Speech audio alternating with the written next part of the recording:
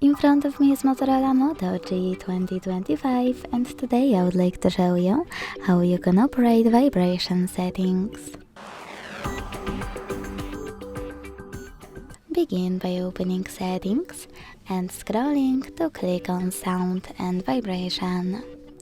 Then scroll to click on Vibration and Haptics and use the switcher next to Use Vibration and Haptics to switch them on or off. If you decided to enable them, you can tap on all of those switchers next to all of those features to manage vibrations for them.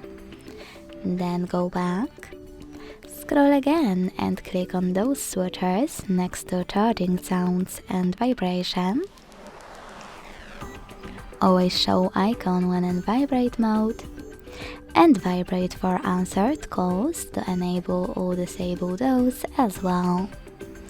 Thanks so much for watching. If you enjoyed this video, leave a like, comment and subscribe. Bye!